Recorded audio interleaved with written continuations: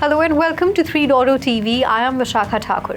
Fintech commercial real estate platform Janovo purchased another 80,567 Solana tokens, bringing total holdings to 163,651 as part of a new treasury strategy. So the company is the first publicly traded US firm to focus its treasury strategy on Solana's cryptocurrency. Well, Janovo's stock price has surged over 1,700% since its crypto pivot. Value Creation, a Tokyo-listed logistics and tech firm, expects to add $700,000 worth of Bitcoin to its balance sheet over the next 4 months. This firm had previously purchased about $1.4 million worth of Bitcoin. The funds come from surplus capital earmarked for future investments, the company said. The passage of the Genius Act in the US could lead to a massive jump in stablecoin supply, Standard Chartered said. The stablecoin market could grow to $2 trillion by the end of 2028 from $230 billion. Currently, the report said. The bank said an increase in stablecoin supply has implications for US Treasury buying and dollar hegemony. As soon as the WazirX users petition was presented before the bench of Justice B.R. Gavai and Justice Augustine Masih, it was dismissed by the court on grounds of policies related to cryptocurrencies in India. The Supreme Court observed that they are in no mood to entertain the plea by WazirX users. So this is the first time the country's top court is directly addressing the WazirX hack, one of India's most controversial crypto cases. The victims, many of whom previously approached the Delhi High Court, now want central regulators and investigative bodies to step in. The UAE Central Bank has approved Web3 insurance solutions developed by REM Insurance and Liva Insurance. So the solutions Sigma Web3 and Sigma Web3 Vara are designed to cover the unique risks of digital assets, blockchain and fintech businesses operating in the UAE.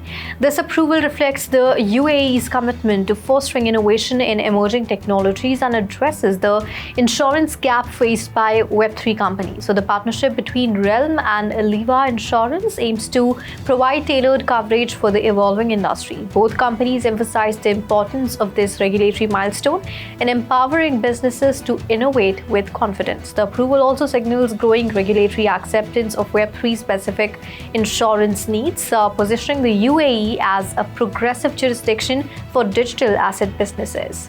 Semler Scientific, a US-based medical technology firm, plans to raise up to $500 million through a securities offerings to fund general corporate purposes, including expanding its Bitcoin holdings. The company filed a Form S-3 with the SEC, allowing flexibility in how proceeds are allocated. So despite currently facing a 5% unrealized loss on its Bitcoin investment due to BTC trading at $83,397 versus an average purchase price of $87,850, Semler remains committed to its crypto strategy. Between January 11 and February 3, it bought 871 Bitcoin for $88.5 million, bringing its total holdings to 3,192 Bitcoin, which now account for over 80% of its $330 million market cap. The German Federal Financial Supervisory Authority BaFin has ordered Ethena GmbH to cease all business activities related to the issuance of its USDE tokens. This follows the discovery of significant deficiencies in the company's operations during the regulatory approval process. Ethena GmbH had entered the German market under a transitional provision of the EU's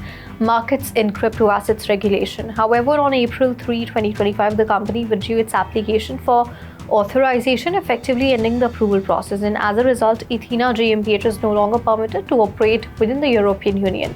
So under BaFin's directive, the company must now unwind its USDE token issuance and implement a redemption plan, which will take place under regulatory supervision. Also, to protect creditor interest, BaFin has also imposed a €600,000 coercive fine and issued a plan on payments and sales to safeguard Ethena GmbH's assets. Tyler Winklevoss, co-founder of Gemini, confirmed the launch of free investment algorithm designed for XRP holders. So these tools, developed by Arc Public, a crypto firm focused on algorithmic automation, aim to create a fairer investment environment for holders of XRP, and Bitcoin. The announcement followed a tweet from attorney John E. Deaton, a prominent figure in the XRP community, who revealed his collaboration with Arc Public and shared that he had set up a Gemini account to run the algorithms. He claimed the tools could help users earn a cash yield by growing their XRP holdings. However, the community response was mixed. While some showed excitement, others expressed skepticism, calling the algorithms unreliable. Critics also questioned Winklevoss' motives, citing his past criticism of Ethereum and speculating whether his account had been compromised. And Cameron Winklevoss echoed his brother's excitement but faced similar backlash. Crypto exchange OKX is re-entering the US market with a new office in San Jose, California, and has appointed Roshan Robert, a former Barclays executive, as its US CEO. This move comes after OKX paid a $504 million settlement to the DOGE, or Department of Justice, for operating in the US without a proper license. Robert, previously involved with Hidden Road and CLST, emphasized a focus on regulatory compliance and responsible growth. OKX now aims to work closely with US regulators and has implemented a robust compliance framework, including enhanced KYC, AML tools, geo-blocking, and market surveillance. DogeCoin users in the US will be migrated to OKX, gaining access to more advanced trading features, lower fees, and higher liquidity. Bybit reversed its PAWS airdrop after distribution errors caused some users to receive too many tokens and others none at all.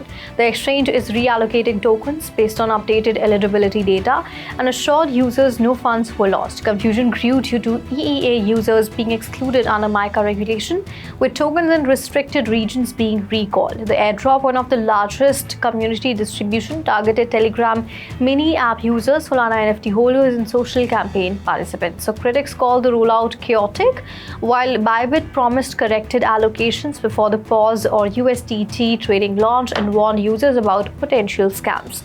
So that's all in the bulletin today. Keep watching 3.0 TV for more such updates, and do log on to our website www.3ostv.io or scan the QR code.